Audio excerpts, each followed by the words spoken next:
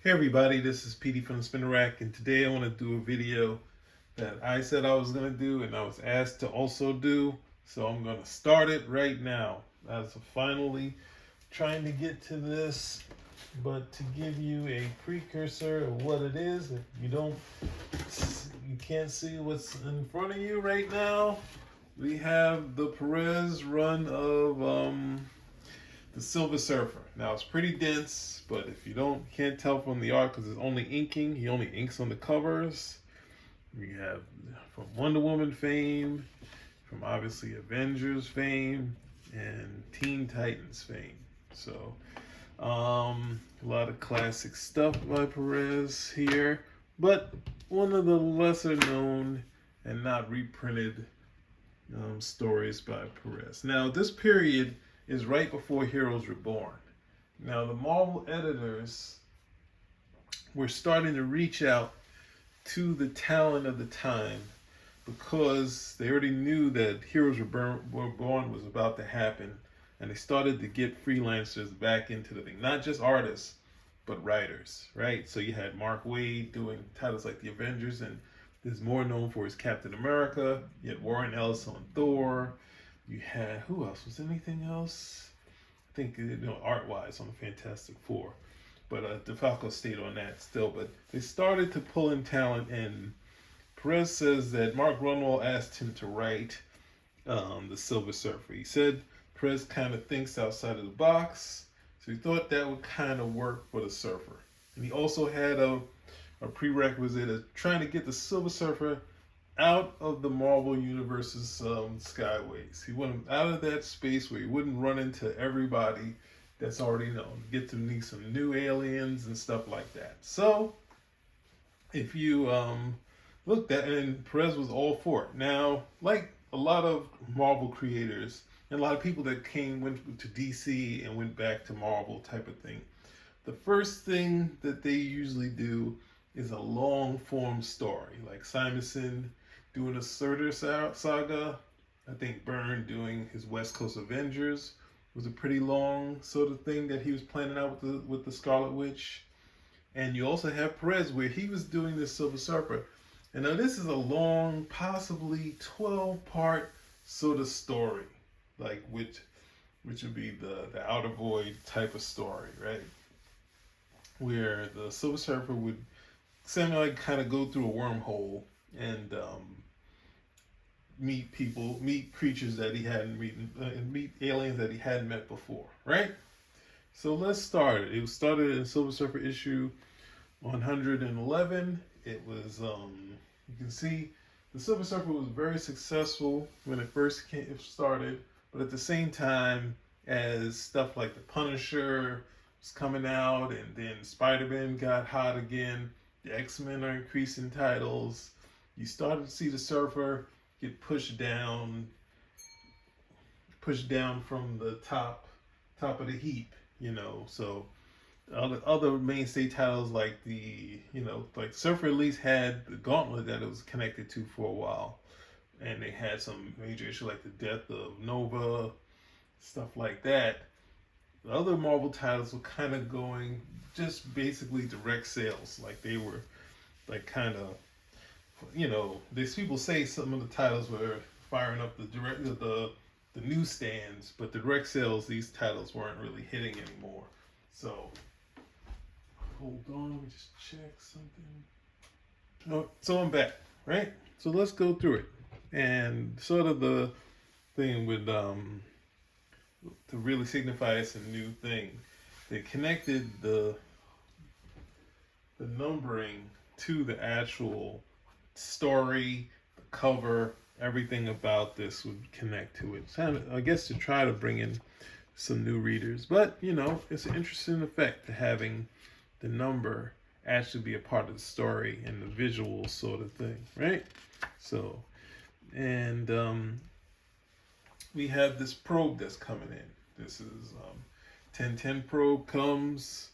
We see the alien and it explodes. That probe has failed. Then the second probe 101, it's going. You can see Asgard, and Hemdahl sees, felt something the same as Beta Ray Bill, but and since Perez points out that with him being the guardian of the Bifrost, he can see and hear almost anything, but his senses feel like they're lying to them, right? And we get this bit with the Warriors 3 and Odin talking to Beta Ray Thor, and then 100 goes and a Sea of Form. Can't make it out yet, but that one goes to pot 2, and we see another regular of the Spaceways, which is Quasar, right? And he's saying it must have been nothing. Then 111 is approaching, and we see the silhouette of the Silver Surfer. But 111 is failed. I failed, but not sure where he's at, right? He's somehow here, but then cool visual of going into someone's eyes. And don't be scared about all of this dialogue and captions. It's beautiful stuff. He's doing a beautiful job on this. It's kind of similar to, I guess you could say, like Len Wein. So that sort of thing. So it's really kind of a novelistic type of feel to it, a sci-fi novel. And we see the eye, and there's some of the CEOs I was saying. We got Mark Waid's Captain America here.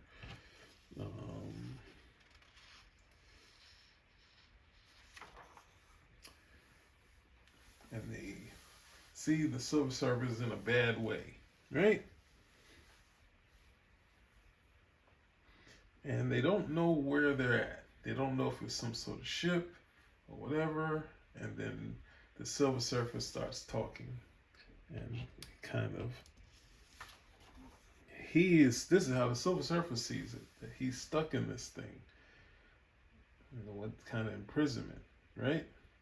And they don't understand each other. They're talking somewhat the same language. He tells them this is the Grand Practitioner Tay.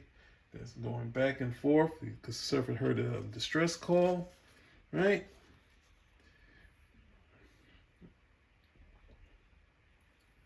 And they said they implored you, so do not resist. They're talking to the Surfer and tell him that they need his help, right? And he starts looking at the sky, and he's like, it looks different, right? So this has some of the feel of Jim Starlin's first issue, where the Surfer had a dream, but he's kind of seeing things that he doesn't know. The space seems different, but there's one thing this planet is familiar. He's going to his home, right? And as he goes there, he sees his little people he knows, some of his friends, and they say Black Body is coming, and he has information because I guess they kind of implanted him with the information. And here's Black Body, right? And he's like, oh man. So when I first saw this, I was like, I didn't even care that there was some sort of similarities to Galactus. I was like, this is just a cool another villain for the Silver Surfer to fight, right?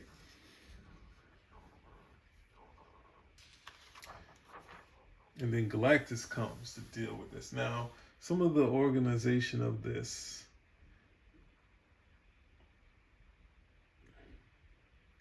of how this is going, is that you read it here, then you have to go down, and then you read up here, right? So the kind of how I didn't say all the art, but Perez and Tom Grindberg. So the layout here is kind of wacky.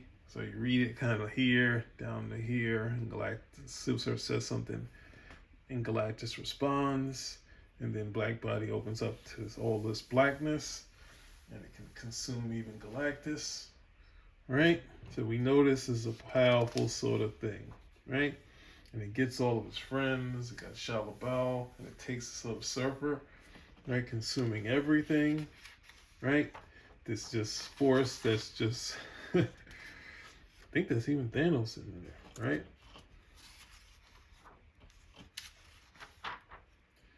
And now, Grand Practitioner Tay is taking over the Silver Surfer so he can talk to his friends and go over all the information that's going on, right? It's basically here that the Silver Surfer is kind of their last hope, right?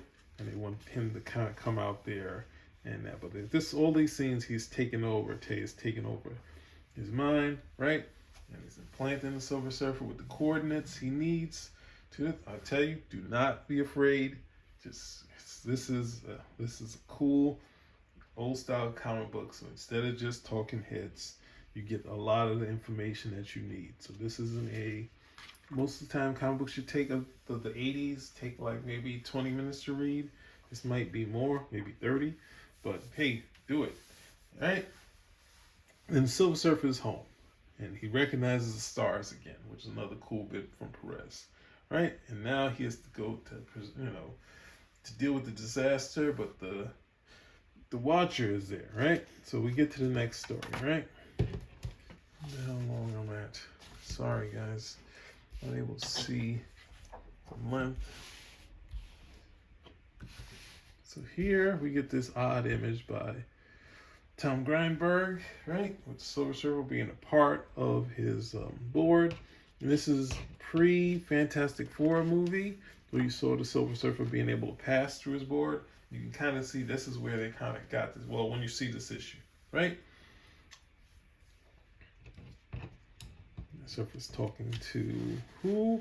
But who we last saw, the Watcher. And he's telling him a little bit of what he knows about the Black Body, and Surfer says some of his information, right?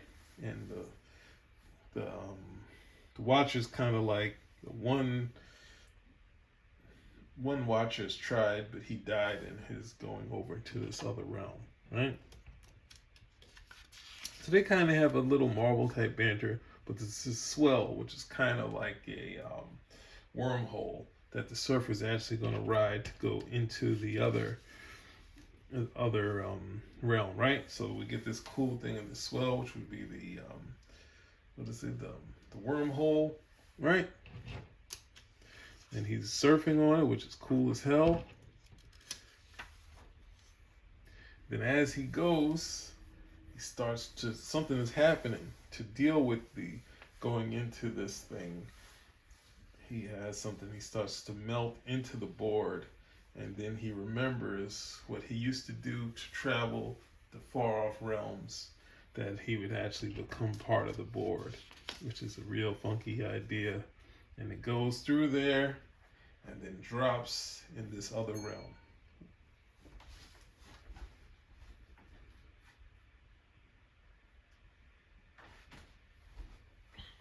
We see just the board.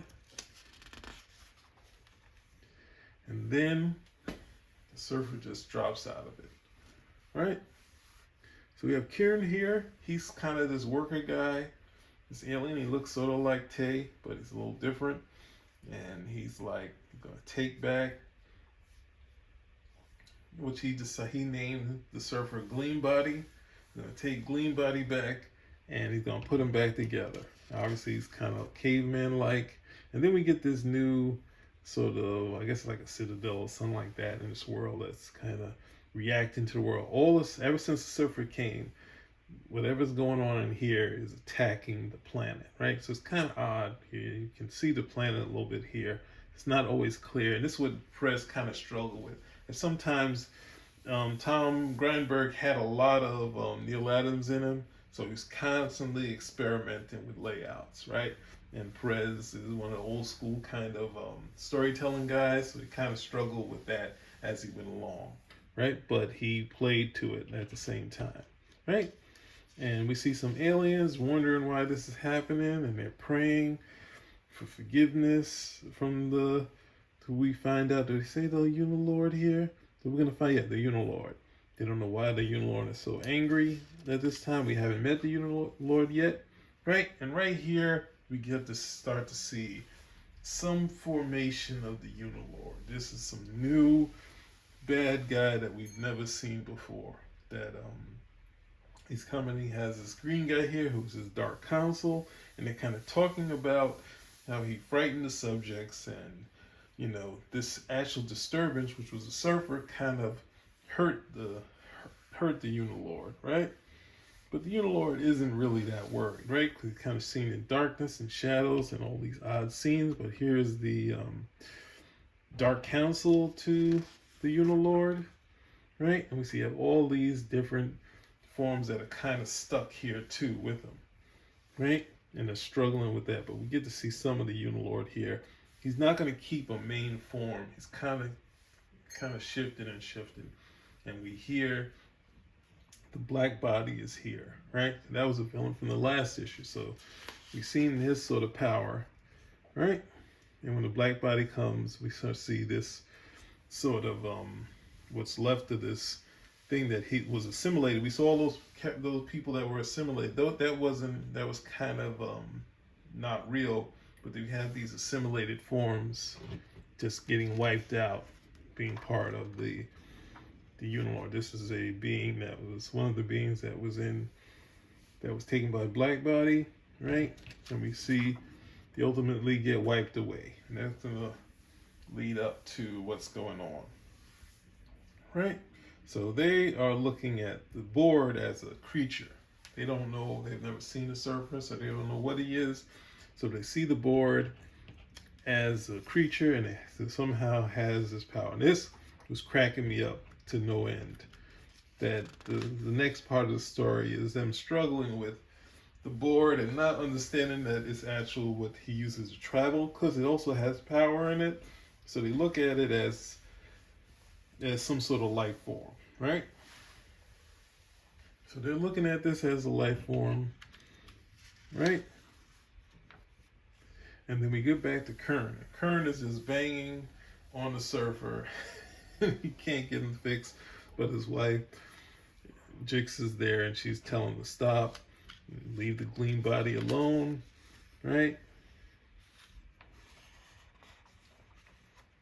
And then the explosion. And these are the rebels of the world. So of course you got to have rebels. The wife is not with it. She's like, well, just let the rebels take the Gleam Body and get out. And they say, this is going to be our savior, right? So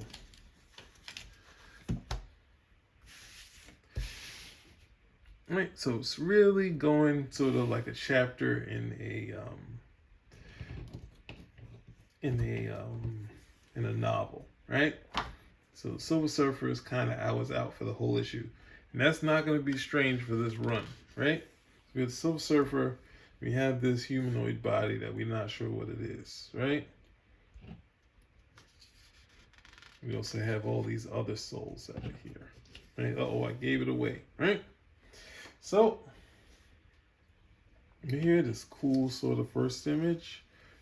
All right. And we have the rebels on this planet.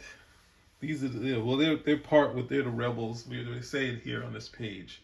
They're connected to the Grand Partition of Tay, and they're trying to, no, actually, this is what happened. The rebels are trying to do it, but then they have these other factions that come and they take the Board, right? They kill those people that didn't know what the Board was, but they got it, right? So Tay is here. So, Tay is here. This is, I think Kern is there, and his wife Jix there, and they're kind of like, he's trying to tell them about the Silver Surfer, who they call Gleam Body, right?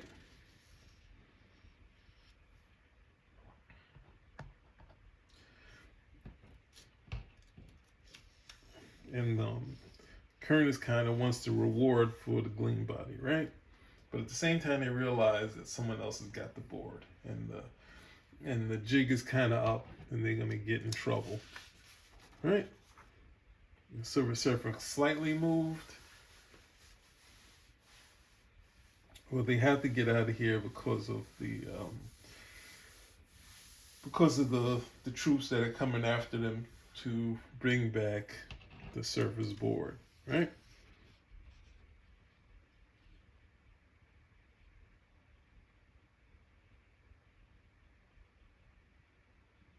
And it gives him the hard choice to this Kern and his wife. To die now or later, it's your choice. But to get the Board, here comes Black Body, right? And when Black Body comes to the Board, right? and he tries to assimilate with the blackness. It connects to the surfer, and the surfer is like, no. All right, so the surfer's awake again. All right.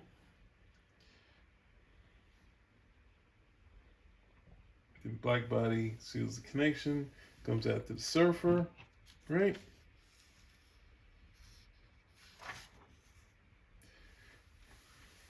And this is another odd shot close up to that, but it kind of says the Silver Surfer kind of has the power here. It's another odd shot with black body's using his energy, but the surfer kind of hits him, makes the board looks huge, and black body looks small, even though black body is pretty much like Galactus size or bigger. And he's saying, give it back to me, right? But he has his board, right? But he also has a plan. He's kind of trying to attack black body in such a way that he's disorienting, but he's also trying to, do these things of give it back to keep him, keep the element of surprise, right? So then we get kind of real scale, right? Here's black body, the ship that's a little further in the background. So sometimes the storytelling is a little rough, but you can get past this. But then the people who are working for Unilord, they're kind of like, hey, could it be that the legends, like this character, this Gleam Body, is actually the one that was spoke of that was going to take out Black Body and save this area, right? And then we start to see the Unilord talk to the Silver Surfer, right?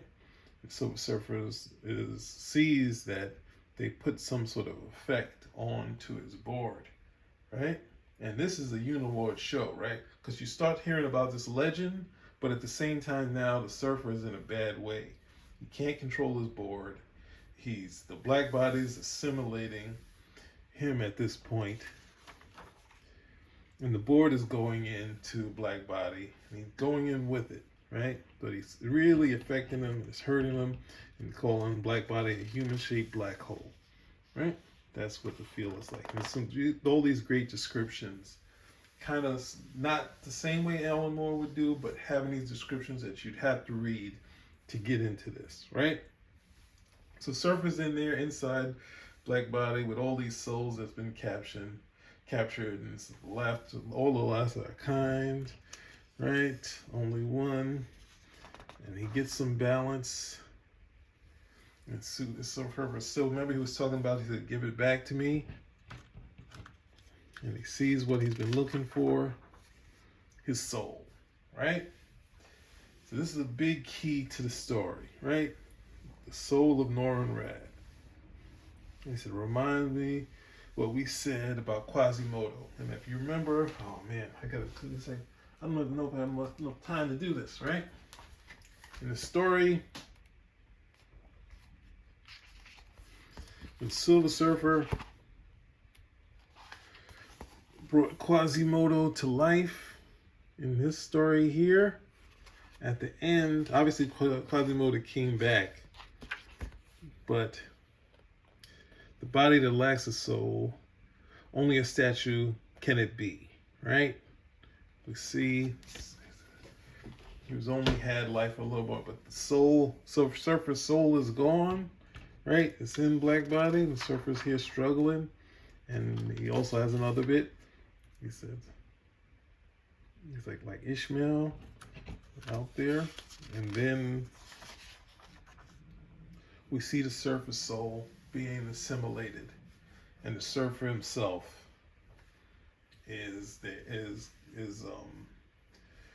says, remember Quasimodo, right? And they realize there's a great price to pay. And Gleam Body has helped nothing, but they still keep calling them two aliens, right? The board and him, right? And this is another odd shot. It doesn't look like he has shins or feet, but it's still cool. There's funky stuff in here I think that Prez said he struggled with, but then this is the big reveal, right? At the end, the Surfer is lost and he's fallen to pieces, right? I'm gonna stop it here. Just gonna give you a quick Look at the next cover. It's going pretty long. That is sort of the next cover.